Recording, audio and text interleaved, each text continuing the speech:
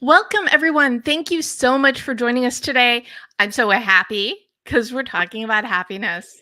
See what I did there? I'm sorry, it's corny, but on brand, so we're going to go with it. I'm Debra Eckerling, author of Your Goal Guide and creator of the Deb Method for Goal Setting Simplified.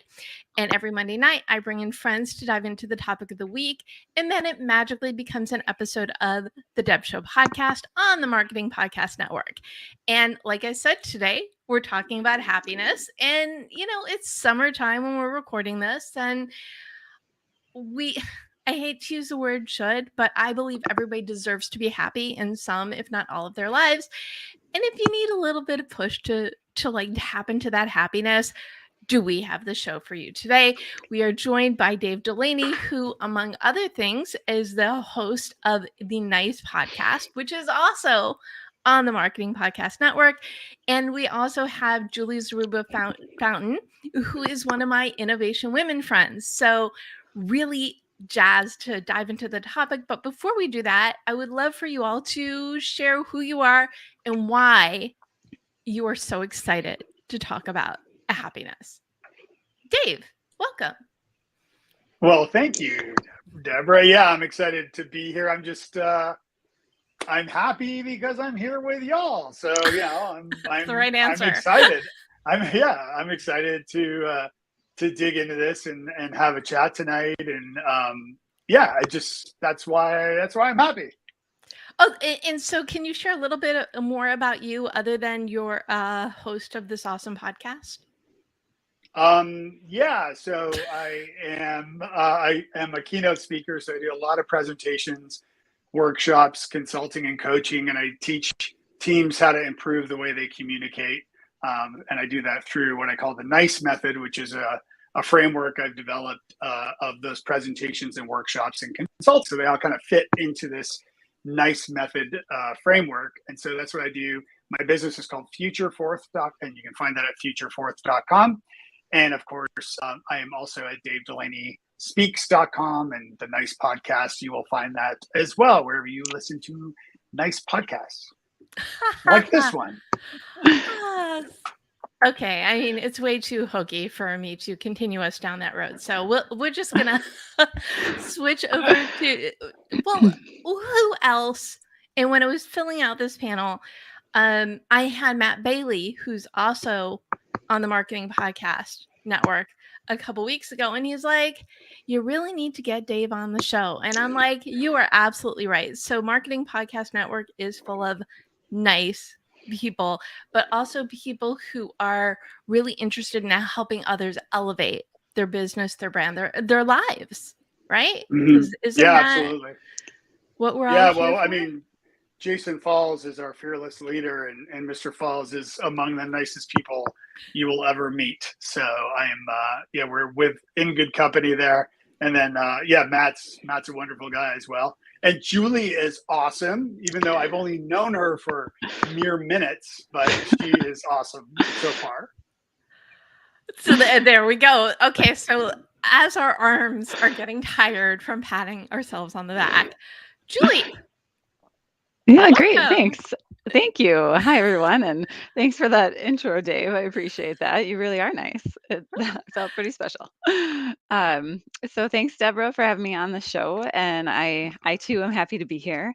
And the happiness topic is something that's really special to me as a well-being specialist and someone that works with individuals and organizations that are transforming and overcoming barriers. The topic of happiness is often a part of that conversation. So it matters to me because I was really encouraged when I found out that I could influence my own level of happiness, that I didn't have to stay stuck in these cycles of striving that I found myself in, always pushing towards my next goal and then actually never feeling satisfied once I met that goal. So the high that I felt after graduating graduate school, for example, or for getting my MBA, were things that I thought would bring me a little happiness. But in the end, I still felt unsatisfied and then just quickly moved on to my next goal. And when I learned that I could change my mindset after completing a course in positive psychology, it was really freeing. And it changed my life. And so I just want to spread this message so that others can learn this information and that they can act too. So it's not easy to change your mindset and your behaviors, but if you work on it little by little, you will start to see the progress. And so I'm happy to be here to talk about ways that we can do that. Excellent. And I believe I was saying this before we went live. I don't want to say that happiness is a choice, but your life is your choice. And if it is not fulfilling, you don't have to make big changes. You can make little changes, but there are things that you can do to embrace the good in your life and hope that it overshadows. Yeah, absolutely, others. Deborah. That really reminds me of in positive psychology, the concept of the happiness equation, which talks about what makes up happiness. So it's an equation that researchers have developed that 40% of your levels of happiness are determined by your behaviors. So 10% is life circumstances, 10 to 20% is life circumstances, about 50% is genetics, and then you have that whole other side, which is behaviors. So it is pretty inspiring when you think about it that way. And you just answered my next question, which is, what is happiness? So thank you. And Dave, how do you define happiness? Yeah, I think happiness is when you feel a sense of fulfillment and a sense of satisfaction and overall just feel positive. And that could be in a moment, it could be for minutes, it could be for an hour. Maybe you have a really fantastic day and everything goes swimmingly.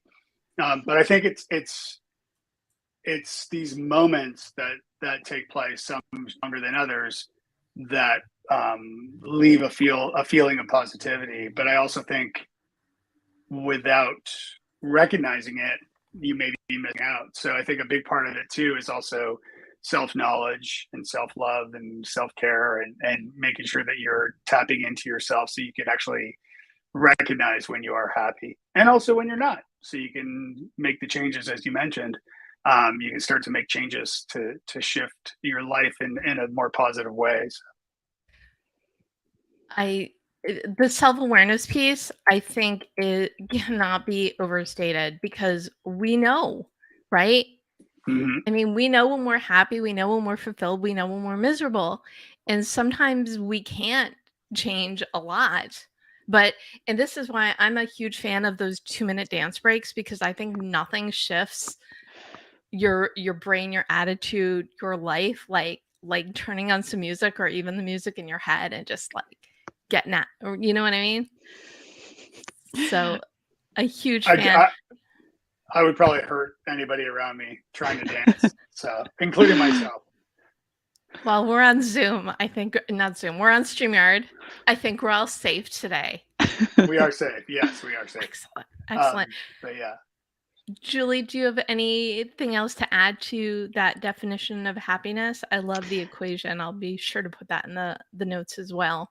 Yeah, really. So sometimes when I'm talking with folks, especially in the business world, they think that there's not really a place for happiness. Like happiness is just fluff. It doesn't really matter. Life isn't necessarily about being happy. It's about working hard. It's about serving your family. It's about serving others. But when it comes to happiness, it's all about how you define it. So my definition of happiness is the feeling you have when reaching your full potential. And that goes back to the ancient Greeks' definition of happiness, about flourishing, like Martin Seligman says. And work isn't the opposite of happiness. And that sometimes can get confused when you talk about happiness and what it means. So first, when you define happiness, you have to define it for what it means to yourself. And for me and a lot of us psychologists, it means that feeling you have when you are fulfilling your life's purpose. And that sometimes involves work. Dave, do you want to add to that? Yeah, I mean, I would say also you're talking about work and organizations. And a lot of what I do with the NICE method, when a company hires me to do a workshop or to do a presentation or some training.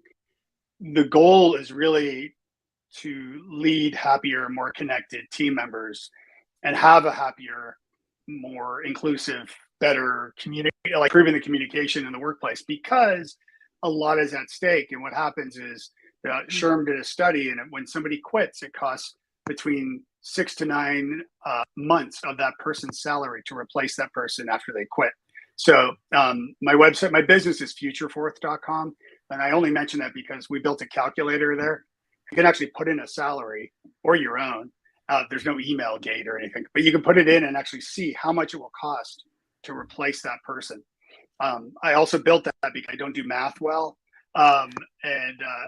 So I memorized like a $60,000 employee costs roughly $30,000 to $45,000 to replace. And what happens when one person leaves, especially if they're a popular team member, is something called turnover contagion. And that occurs, I believe I first heard it from Adam Grant, who's an organizational psychologist, but and also wrote a book called Think Again, which I highly recommend people. Really good before Thanksgiving, by the way, for those awkward conversations. But it's Think Again or Think Again? Think Again. Okay, good. You he has a couple of good books. Yeah, Rethinking too, the Rethinking podcast, and it's good stuff. Yeah, it's a great book. But so he calls it turnover contagion. So what happens is, you can do the math. If one person's unhappy and they end up quitting, and other people see that person quit and decide, you know what, I'm going to quit too, and they start leaving, then you've got a real problem on your hands, much more, and it's costly, and it's stressful, and it just kills your culture. And so if you can lead team members like a happier, more inclusive workplace, and this is what I do with a NICE method, then this will lead to more connected people, happier team members, and it will save you a ton of money on the side. One of the presentations I do, or one of my spins on the DEB method, is KEEP, which is keep employees engaged and productive. So this is, allow me to get on my goal soapbox real quickly, is people's goals change. But when the team leaders and the boss knows the goals of their people, then they can work together to make sure everybody's fulfilled and happy. The disconnect I feel is they're not asking, which is fine. That's, what people like you and people like we all are there for, right? Is to be there, to be champions, kumbaya, not kumbaya, but bring the company together because you're there for purpose. And in the same way, they've got the contagion when an employee leaves. I think the same thing happens when you have unhappy employees that bring the entire culture down. Yeah, well. Absolutely. Well, and also, I mean, it's a question of communication, right? So everything I do, and it took me years to realize this, from podcasting and writing and consulting and coaching and public speaking and presentations and all that stuff, it all comes to communication. And really, to your point, like if you're not communicating the up-to-date goals across your organization and your team members aren't communicating clearly, they don't know what they're doing, then you're destined for problems. No, and no one wants that. Okay, so we have a question for you, Dave, from Eugene in our live audience. Replacement costs of an employee heavily depend on the industry the person's in and their specialty. Would you be willing to explain how you generalize just a salary, since not everyone leaves a company because they're unhappy? Well, I mean, why somebody leaves won't affect that calculation or that statistic. The statistic is from the Society for Human Resources Management. They did a study, so that's SHRM, and they're kind of an authority in HR. So they did the study. So I'm just quoting what their results were. But you're absolutely right, Eugene, based on the industry. So, for example, if you run a tech company, and I've done a lot of work with tech companies over the years, and you have sought after, engineers who, the same thing, who are leaving, then that's going to be more costly, right? Because they're harder to find. So you have a supply problem there as well. So that's why it's so important to lead a happy organization where everybody's communicating clearly. I hope I answered your question there correctly. I liked it. What do you think, Julie? I think so. I think that's why you have the spread of is it 6 to 9 months, if I heard that correctly? Because 6 to 9 it will, months. yeah, so that sometimes it's 6 months, sometimes it's 9 months, and there's the flexibility in that. Mhm. I Yeah. think the other area that we're delving into is the whole quality of life thing. Mhm. Because there gets to be a point where, and this I think is true whether you do work from home or you go to the office, people can feel if there is balance, if there is that sort of strain. Because I think we've all worked, well, I have worked in companies where there are people who are just unhappy and unwilling to articulate it, and Mhm. also unwilling to leave. Mhm. So you're in this workplace where maybe there's an anchor or two. So how can leaders, I don't want to say nudge people to happiness, but deal with that sort of energy suck? Mhm. Well, I think when thinking about the different models that we all bring to the table, which is wonderful. I love hearing about Dave, your nice method, and then Deb with your goal setting, and then what I have is Empower Possible. So Empower Possible is the three empowerments of self, social networks, and systems awareness. And all three of those things, we start with the self. That's the first empowerment, and you talk about communication. So, what's your communication style, for example? And then social networks is our colleagues and coworkers. But then we have those systems, and that's really where the vision comes in from the leaders, and they can influence that culture. So, the visible systems, our policies, our procedures, but then also the invisible systems.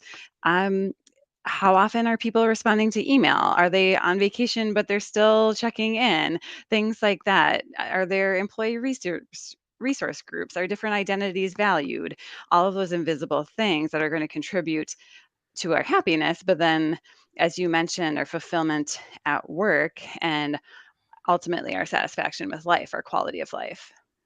Mhm. Now, Dave, did we get you to define nice? Mm. In my opinion, nice is like as it pertains to the nice method, it's really it's getting back to what I've already mentioned, really, which is about it's about being an effective leader, communicating clearly, and that everybody kind of getting along. Now, I'm not talking about like there's always, I mean, not always, hopefully, but there are problems at work that take place. Nobody has a perfect day, as much as we strive for it and we hope for that. But it's how you handle it, and it's how you correct problems before they're problems. So really, the nice method is a framework. Really comes down to 3 sections, and it's all on Futureforth if you're curious. But it's about active listening. So it's about hearing your team. That's one section of it. Another section is about life outside the walls. So that means um, bringing your team together to build relationships among them, often in ways around tapping into philanthropy, for example, like ways that you can, it's not specifically work, but more work friends coming together and helping local causes, helping people in your community. And by doing that, they're building a rapport with one another while you're also giving back. So that's part of the example of life outside the walls. And then avoiding the wrecks. And avoiding the wrecks means really two main things. One, focusing on correcting poor communication breakdowns. The other part of it is dealing with fear of management, fear of leaders, fear of the owners, and that's a huge thing. I have a presentation I do, one of my nice method keynotes called Radical Retention, and in that talk, I talk about this. And what's fascinating is afterwards, every time I get a line of people who want to talk to me after I've come off the stage, and we chat. And every time there are a group of people who each individually complain about a manager that they hated, a manager they were scared of, or just that ruined everything. They name names. I don't ask for them. They name the brands. I don't ask for them. But you can just go on Glassdoor or Indeed or somewhere like that and look them up if you like. So what happens here is the legacy lasts. The way you treat people as a manager, as a leader, even with your colleagues. That's another key point of that talk, of that presentation. I begin with a story. I won't get into all the weeds on it now, but the essence of it is that everybody is a leader because everybody influences someone. And so even if you don't manage anyone at work, you do work with colleagues, and the way you treat them and the way they treat you impacts a lot around culture, communication, and retention. And I think this kind of ties back to happiness, because when you're happy, you do treat people nicer. You treat yourself nicer, first and foremost. But I think, and this is one of the things that I do with Deb. So it's determine your mission, explore your options, brainstorm your path. When you know the foundation of your goals, then you build everything from there. So when you know who you are and what you're about, you can tap into those things that bring you joy, fulfillment, and then bring that, whether it is to your day job or within your day job, right? But it starts with you. And I think it goes beyond, oh, sorry, Dave. No, go ahead, Julie. Thank you. It goes beyond our work lives too, because you are more than your one work life identity. You talk about, Dave, you're a leader in different ways. What immediately popped into my head is thinking about, well, maybe I'm not a manager. I don't have the leader title, but when I go home, I have a family of 4 that I'm taking care of. I have pets, I have plants, I have a volunteer organization that I sit on the board of. I am a member of my local political campaign team, things like that. There's different roles that we all play throughout our lives. And that's why it's really important to, Deb and Dave have both mentioned this, to really examine how you show up in each area, because there may be a lesson you can learn. Like if you're showing up in one area and you know how to communicate and you feel a lot of joy and happiness, how can you translate that into other areas of your life? And is that kind of a well-rounded life, looking at each area and seeing the joy that you can bring to each area? Yeah, I actually developed a new keynote. It's actually a pretty new presentation called More Than a Tree, Reaching Your Roots, Standing Tall and Branching Out. And it's a little different than my normal. A lot of my presentations are more geared for corporate crowds, associations, executives, and things. This one's a little more on the motivational side and more on an individual side, even though there's takeaways from the others. But the 3 key takeaways from it, and it really, I'm bringing it up because you both have talked about this, in different ways. But the first is to know yourself. The second is to respect yourself. And the third is to find the others, find your people, find your community. And so this starts with a very personal story that I won't get into here, but those takeaways are for anyone who comes away with it. And I give them tools and tactics to do that. Okay, so now we need to know the personal story. The personal story is at 50, I was diagnosed with ADHD. And so that was this year. And it was a huge revelation, and one that was not a surprise at all. But so the point of it is, without knowing yourself. So I talk about sort of my backstory and what led me to the diagnosis and things like that. But it led me to another podcast and a website that I built because ADHD. This is what I do. So I just started a new podcast called Wise Squirrels. wisesquirrels.com. You can check it out. And there's an assessment there if you'd like to check it out, but talk to your doctor. Is that the one that you were alluding to on our last Marketing Podcast Network call? Yes. I just had Peter Shankman, who's kind of an outspoken entrepreneur that I think a lot of your listeners or viewers will maybe be familiar with. But so he's sort of a very successful serial entrepreneur. But Peter's also been very outspoken about his ADHD. He just wrote a children's book as well about it. And so I had him on the first episode. So, but yeah, it's been really really wild. Like, it's been a really cool experience of meeting tons of incredible medical professionals for the podcast and ADHD subject matter experts and things. So it's been really fascinating. Yeah, it's nice. I like it. Makes me happy. Well, and it really proves, right? When you're doing, first of all, when you do things that benefit yourself, most of the time when you share that, it's going to benefit others. I have to share two things. Peter Shankman and I share a birthday, and nice. I met him years ago. He was visiting LA, and this is back when he still owned Help a Reporter. So we're talking, what, it's got to be like 15 years ago, which feels like 50 because of, COVID and time and muck and whatever. But he's also a really good example of someone who just keeps pivoting, for lack of a better word, and figuring out what's next that works with him. So I love that he's, I think, the perfect first guest for that type of podcast. But again, you taking your life, your experience, and again, I don't want to say repackaging, but reframing it to help people because of your own experiences.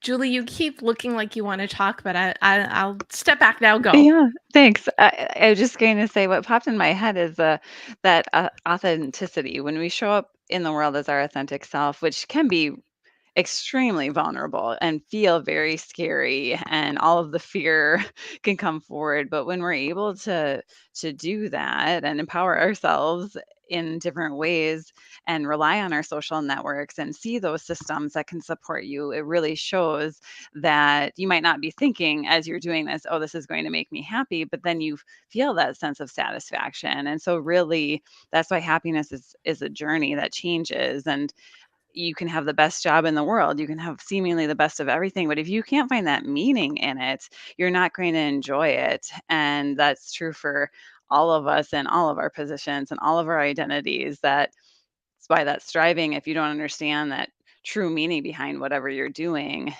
it's going to be that hamster wheel that's just going to keep running on it. Absolutely, Julie. Yeah. No, you're spot on about that.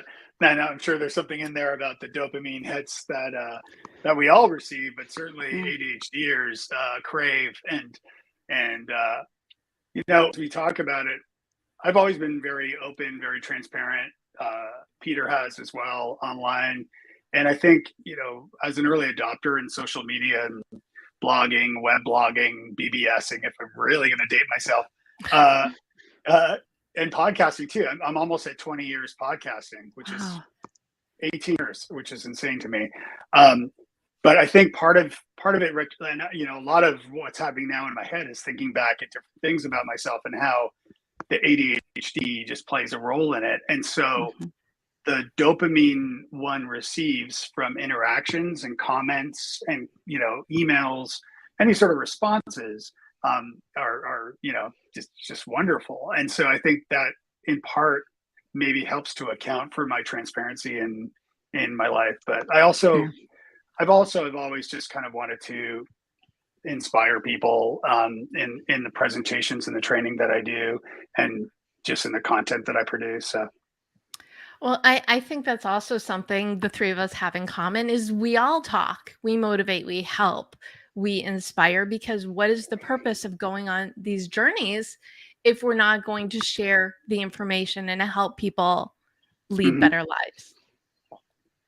And the other part is even our lives evolve and change. So so I talk about the DEB method, which is, my system for goal setting simplified. And my new out of the box thing is cooking for productivity. So I am a reformed non-cook, and I used to think cooking took too much time and energy. And then I realized it could actually make you more productive. So for me and all my light bulbs, and then using DEB method to really put cooking for productivity out there, I think we are at our best when we use the tools that we develop for others, for ourselves, but also to better get our messages out there. And now we're hungry. You're welcome. Imagine this. My other podcast is Taste Buds with Deb. I always make sure I eat before I do the interviews, and I'm still always hungry. Like salivating. Yeah. Yeah, and No, that shows Julie, and then yeah, we'll go thank back you. to Dave. I think, and that shows you mentioned where you highlighted that goals can change. That shows being open to those changes, because sometimes it can be, I think we as entrepreneurs, I'm not naturally a risk taker, but as a part-time entrepreneur, I've learned to lean into some of those risks. So we might have less aversion to some of those things. Whereas for other people, if they've been doing, like your podcast you mentioned, Dave, you've been doing for 20 years, if that were to suddenly shift and change, a lot of people would be really intimidated about that. But recognizing that mindset of a change isn't failure, it's a learning experience, it's a growing experience. And that's really where the mindset of happiness, how you define happiness, can come to be, and recognizing that those changes aren't bad. And if we've taken nothing away from the past couple of years, it's knowing that things can change very quickly throughout the globe, and we don't have any control over that. We only have control over the way that we embrace change. And we think about it, how we improve, how we perceive it. Exactly. Dave, you were going to jump in? I don't know what I was going to say. Okay. Sorry, Dave, I stole your thunder. No. You're way better than I am on this.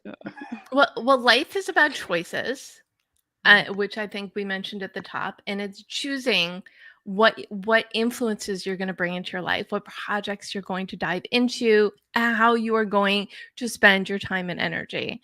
So let's go back to happiness. What are some things people can do to tap into? And it sounds really strange. Just be happy. You can never say that. But what are some things people can do to tap into that sense of happiness, authenticity, fulfillment? Dave? I think there's a loneliness epidemic taking place, if you haven't heard. And I think a lot of people are experiencing this and feeling it. And so I think addressing that and finding community, number 3, and the takeaways, as I mentioned in that presentation I'm doing, it's so important to find the others, find a community, and whether that means going on like meetup.com and finding local events, or Eventbrite to find the other things taking place, or even facebook.com/events where you can see events that your friends are attending. Those are just some ways, but I think knowing yourself, as I mentioned, as part of that. So knowing, like for me personally, I like hiking. So finding a group of people that like to hike is an important thing. And there's often local hiking groups and things like that. So I think one way to address happiness, or to feel happier, is to connect with other people. And there's a great book called Blue Zones, which is a great book. I think Dan Buettner. I taught a college course all about that, actually. Oh, there you go. So you can speak to it, but like a big part. Well, go ahead and explain it, Julie. You'll do a better job. I have to add one thing. Yes. Dave and Julie just met before we went on. So the fact that there are so many parallels is just like mind-blowing. It is kind of blowing my mind too. Like, Dave, we need to chat after this, I think. Yeah, for sure.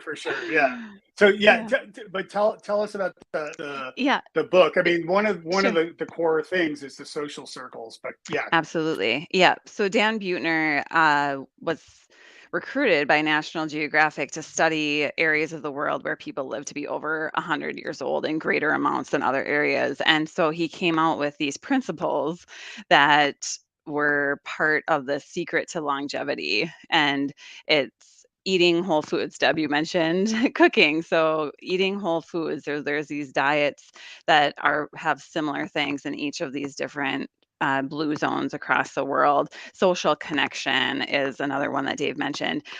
In Japan, the finding your mission is central to that. So personal mission, and either honoring your ancestry or prayer and reflection, physical activity. So walking up the hills in Italy to gather your goats and things like that. These places that really have stripped down their world to the essentials of well-being. And his book talks into, okay, so we're not all going to be goat farmers in Italy. So what does that mean for people that aren't in that circumstance, and how to draw that out?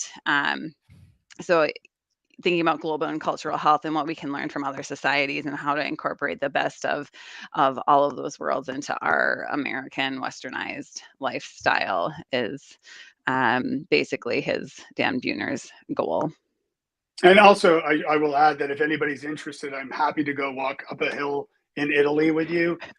Just reach out and let's go do it. Same. But what happens Italy, when you see the Costa Rica. squirrels? You're wise. That's the beauty of learning about this stuff when you're a little older. Yeah.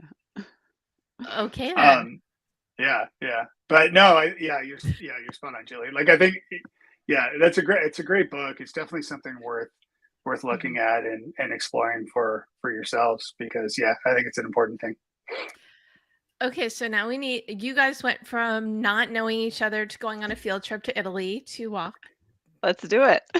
Let's do it. Yeah, sign me up. Amazing. I love hiking too. I live in Duluth, Minnesota. I enjoy that. So we have that in common as well. I'll climb the mountains. Except I'm in Nashville, so I get like 8 months of hiking, and you get like 1 with winter. Yeah. I'm also Canadian, so I speak from the heart with winter. Stupid winter. But you got snowshoes. Get the snowshoes. I was gonna say I love snowshoeing and skiing, so I can't be out at winter. Nah. And I grew up in the Midwest, the Chicago suburbs. And now I'm in LA. So whenever I complain about the weather, whether it's too hot or too cold, I say I survived growing up in the Midwest. I lived through both. I can say whatever I want now. Yeah, definitely. So what is your happy place? Julie? Well, I have the fortunate opportunity. So I love all the 4 seasons. So I'm very happy living in Duluth, Minnesota. And my happy place is there's a place where I live, Brighton Beach. It's a rock beach. It's not a sand beach, but the waves of Lake Superior crash. And if you look east, you'll see the sunrise off the lake, and just being there. And bonus, if I'm there with my family or friends to observe the sunrise, is one of the happiest places for me. Ah, that's sweet. Yeah, I like that one. Dave, your turn. Yeah, traveling anywhere with my family. So my wife and I met. I'm from Canada, as I mentioned. I'm from Toronto, and she's from Tennessee, which is why we live in Tennessee, because she did 6 winters, and she was like, "Yeah, it's enough of that." But my wife and I met in Ireland, and we lived in Ireland for a couple of years, and we lived in Scotland, and then we lived in Prague for a short time, and Italy for a little time. And so we bummed around Europe for a number of years, and since then, and being grown-ups now, we've had the great times of taking our kids and showing them. They're 16 and 17 now, Irish twins, which we should have seen coming. But we brought them, so now they've been to like Italy and Spain and Iceland and Scotland and places. So traveling with my family is my happiest place. Yeah. And I think you can learn a lot about mindset and happiness when it comes to traveling. Because if you try to control everything when you travel, I love to travel too. It quickly goes south, because there's going to be something that a reservation gets lost, your plane gets delayed, your car breaks down, you hit some animal, things happen. And if you have the mindset that the trip is ruined, if everything doesn't go exactly to plan, your trip's over before it even begins. So you gotta, I like that analogy of, I think your Minnesota is showing. Can you hear the accent? No, I was going to say, if you hit an animal, that's very sure. Minnesota. Yes, it happens. Not a lot of animals running across the 405 there, Deb. The ones in cars. The ones in cars.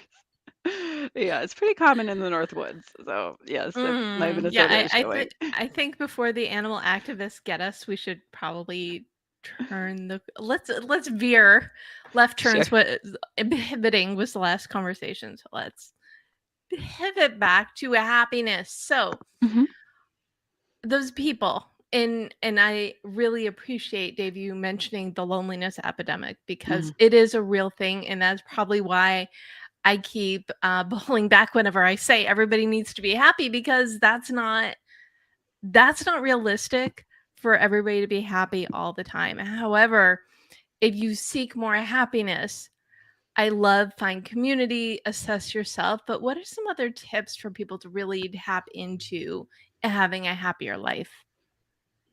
Dave? For me personally, it's it's a couple things. First of all, it's wrong to just crave happiness all the time, because if you're happy all the time, then you don't know what the opposite is, and therefore you don't know what happy is, right? So when you have those down times, it's about perspective, it's about pause, it's about breathing. In 2020, I started a mindfulness meditation practice that I do every day, and that really did help me through. 2020 sucked for everybody. For all the reasons we're familiar. Add on a tornado that destroyed our kids' school, and then another storm 3 months later that put 10 holes in our roof, and we lost our house for 3 months. So in addition to all of that, those things were happening for us as well. So it sucked. And so I made some changes, and some of those changes included focusing, I dabbled with meditation, but taking it seriously and really going all in. And that has really paid off. Taking breaks off social media, and news, and doom scrolling the news, that also really did help. And quitting drinking. I quit drinking in 2020, so I haven't had a drink in 3 years. All these things combined just help to and slow me down enough to reflect on things, and really the perspective. I'll share a very quick anecdote here, which is actually part of this presentation.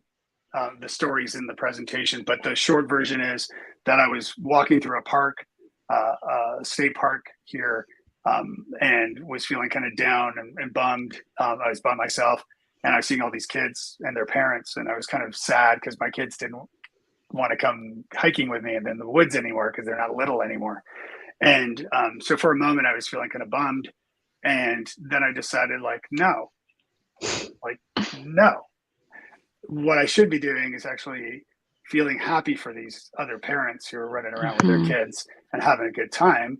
I should also be feeling happy because I brought my kids in the woods. I had a right to feel negative or feel bad if I never did that, if I neglected that, but I didn't.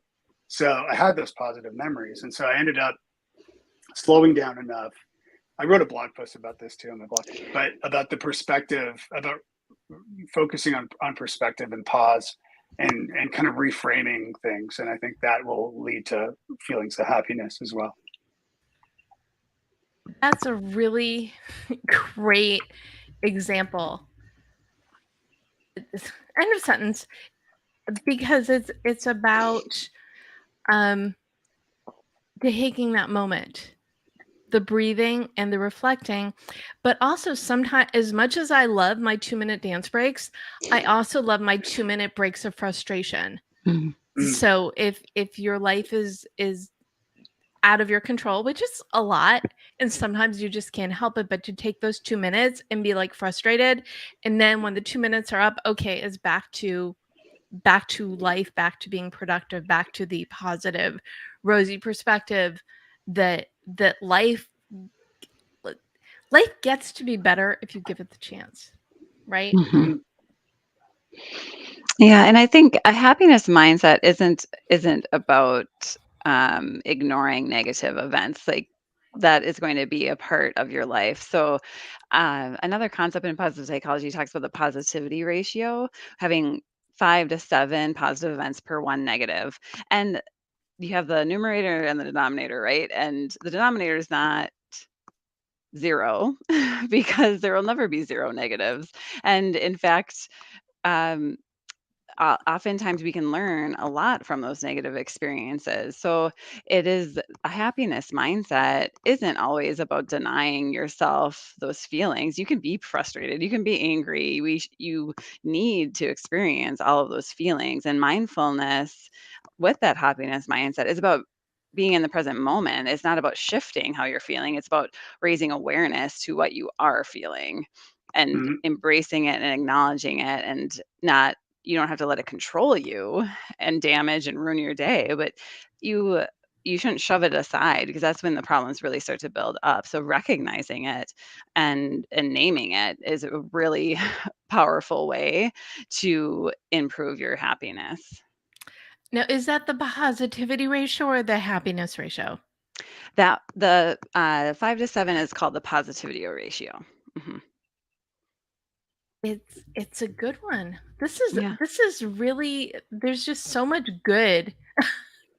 It's happiness, of course, but not just fluffy happiness stuff, but I really love how in depth we've been able to go about a topic which one of you mentioned at the top. It could be seen as fluffy. Mhm. There's nothing wrong with fluffy. Fluffy is good because the fluffy, as you said, it kind of balances out the difficult times or even those memories, the remembrances Mm. of the better things. Helps you to realize that there can be good, the good's coming. Mhm. And I have a happiness tip too that also you could make into a Deb goal, because I know you love your Deb goals. So I'm going to share a Deb goal. Well, Um, actually, oh, again, is that next? you're answering the question before I asked it, Oh, but this is really the point in the conversation where I ask you to gift a goal oh, great. to those who are either watching or listening. What is something that they can do today, tonight, tomorrow to bring more happiness into their lives or identify happiness, something on that a happiness theme. So, Julie, what is your goal? Great. First, I do want to acknowledge that there are many of us that have limited choices. We can't choose where we live. We can't choose our external surroundings. So that's not to limit those things. That's to really recognize that even in those limited choices, you can find little glimpses of things that you can change. So my happiness goal is related to that, and that's starting a gratitude journal.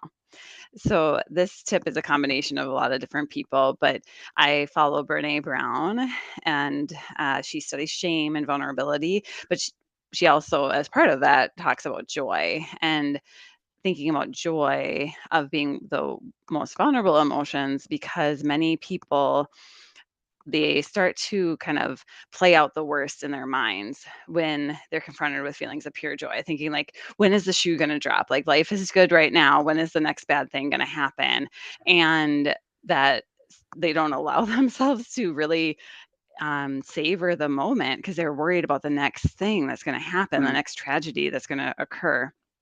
And one way to overcome that and to develop a happiness mindset, a positivity mindset, an optimistic view of life is to really practice gratitude. And so, my suggestion, based off of behavioral techniques and research, would be at least 3 times. Or at least 3 items for at least 3 weeks. Think of not only what you're grateful for, but think about why you're grateful for it and what your life would be like without it. And that typically allows you enough time to savor that thing that you're grateful for. And it doesn't need to be big things. It doesn't need to be a trip to Italy, but it could be a walk in the woods with your partner. It could be avoiding LA traffic. It could be listening to a great podcast while you are in traffic. There's so many things that you can be grateful for throughout the day. That can be a great start into shifting that mindset. Mhm. You've tripped over one of my favorite things. So I am completely with you on it. I love the example of the wind journal, but it's the same. It's just a different language. But to think Sure. about all of the good things. But I love that you added that layer of why you're grateful and what life would be like without it, because it really Right. does help you to center. Yeah, So, absolutely. so Dave, your turn. What goal would you like to gift? There's a couple things. The first, I guess I'll keep them short. The first is to getting back to focusing on the present is not to focus. When you think too much of the past, it can lead to depression, and when you think too much of the future, it can lead to anxiety. So when you're focused on the present, that's your sweet spot right there. That's the happiest spot. So it doesn't mean you can't reflect on the past, of course, and it doesn't mean that you can't plan for the future, but just don't dwell on the two, and try to focus more on the present. Excuse me. Getting back to there's I've been thinking of a couple things as far as like setting goals. One thing I'll recommend you do, depending. I'm a nerd, so I like technology. So I use a Google Sheet, and it's my homepage in Chrome. And I have 3 MITs, so the most important things. And so every day I've got MIT 1, MIT 2, MIT 3.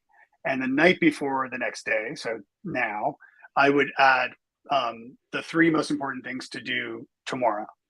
And I color those cells dark red, like blood red. And then tomorrow, when I start working on them, I carry them down, but I change the color to orange or yellow. And then once I finish it, I turn it green. If I don't get started on that thing, it's red all the way down until I get started, and it becomes green when I get it done. And so I just have a simple sheet. I do have some tick boxes on the side, things like meditating daily, writing daily, walking my dog, that kind of thing. So you can add, little tick boxes if you like, but just those 3 simple things. It's a nice way to look at the week and see, and not beat yourself up over all the red. But I think it also helps to keep you focused and keep you on task to say, oh crap, I gotta get that thing ding, or at least get it started. Okay, the thing that I love most of both of you, goals after my own heart for sure. But the thing that I love the most, well, in addition to the fact that it's your homepage, because you need to look at your goals, because if you don't, you're not keeping them top of mind. But the fact that you turn them green as accomplishments, because that it really is my wind journal is kind of like a merge between what the 2 of you suggested, which is make the point of what you're working on and then color it green when you've done so, because that way you can celebrate and it will keep you motivated moving forward.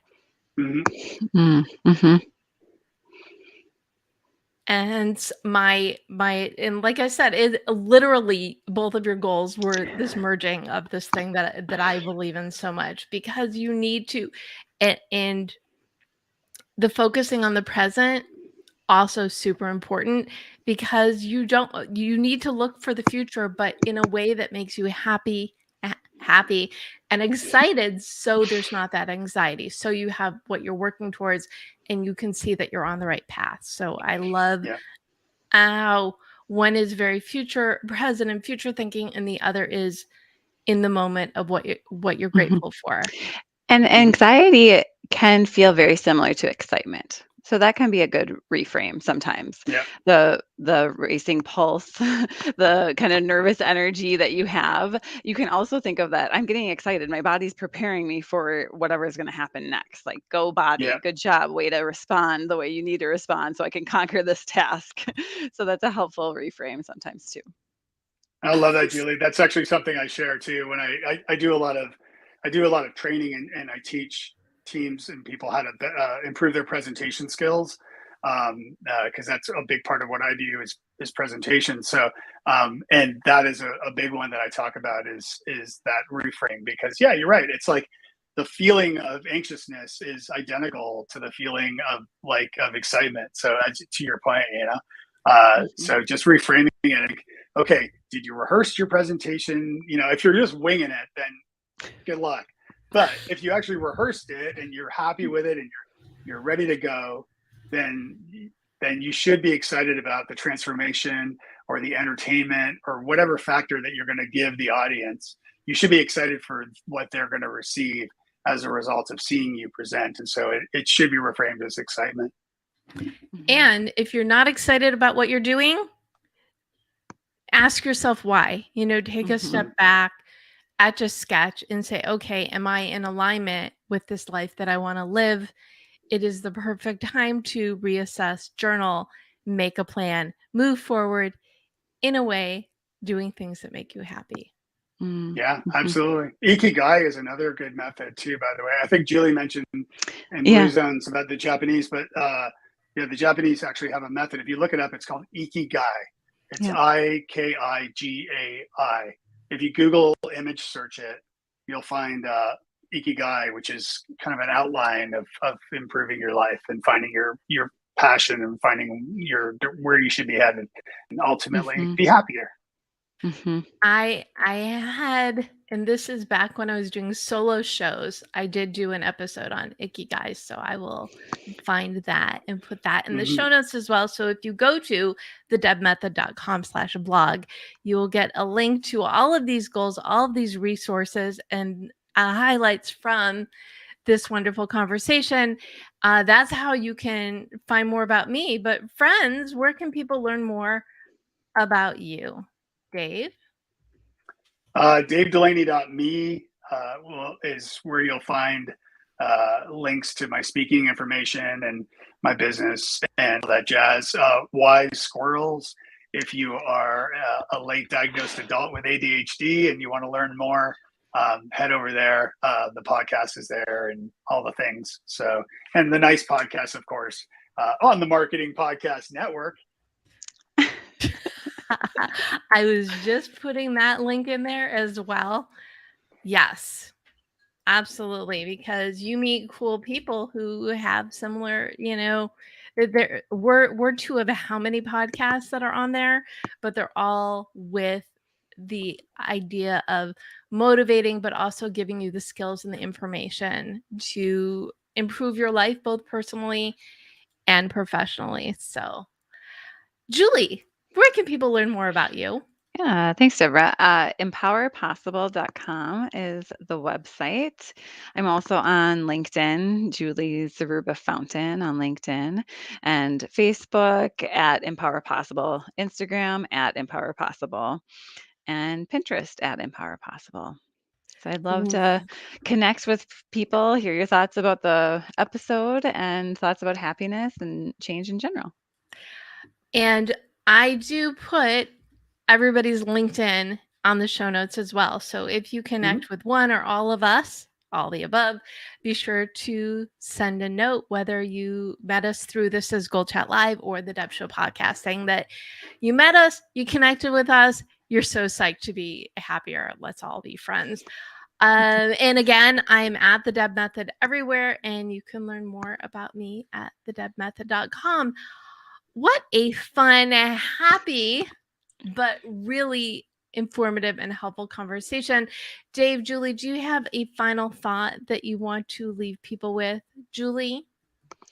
I do have a final thought. I would say if there's one thing that I'd want people to take away is that a happiness mindset, it's like a muscle. So you can lean into the power that you have, the things that you can control in your life and use it and develop that muscle. And just like lifting weights, each time you lift that weight, it gets a little bit easier. So will cultivating that mindset. So I'm giving you permission right now. Here's your permission slip to lean into your power.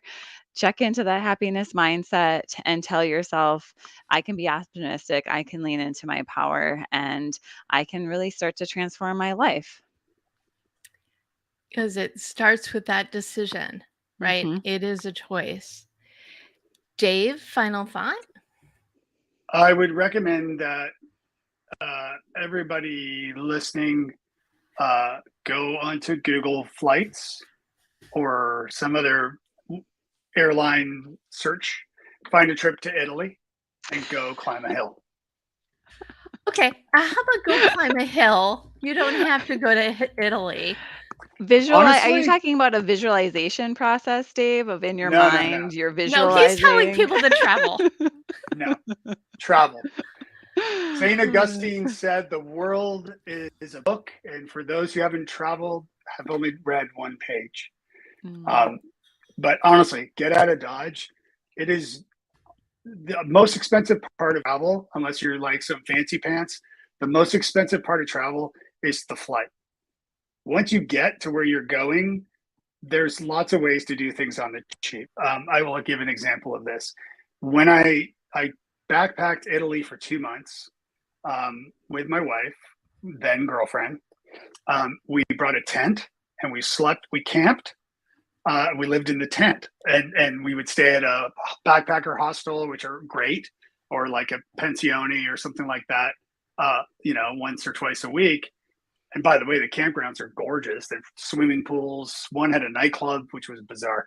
But my point to all this, and I mean, this is many years ago, of course, but my point to this is don't let fear or the cost of things scare you from traveling. And honestly, like it will change your life. It did me. I mean, I had I not gone to Ireland, I wouldn't have met my wife. I wouldn't have had my kids. I wouldn't live where I am. I wouldn't be talking to you, lovely people, right now. So that all came from traveling. So I really do encourage everybody to go to Italy and walk up a hill. And I recommend, by the way, Cinque Terre. There's a mighty nice hill there. All of, that's a good hill. So I would maybe start there. Amalfi Coast. Okay, I've never had bonus homework be to travel to another country, but to keep it realistic adjacent, if you could travel to Italy, great. And travel out of your home, whatever baby steps you need to do, but to get out of your head, out of your comfort zone, realize that a happiness is a choice that you can make and take steps to have a happier, more fulfilled life. Thank you again, Dave Delaney, Julie Fountaine, for joining me today. And thank you for tuning in, whether you're watching us or listening to us as the Deb Show podcast. Go on out there, be happier. It's in your hands. Go on out there, go for it, because we know you can do it. Thanks, everyone. Thanks so much. Yeah, thanks for having us.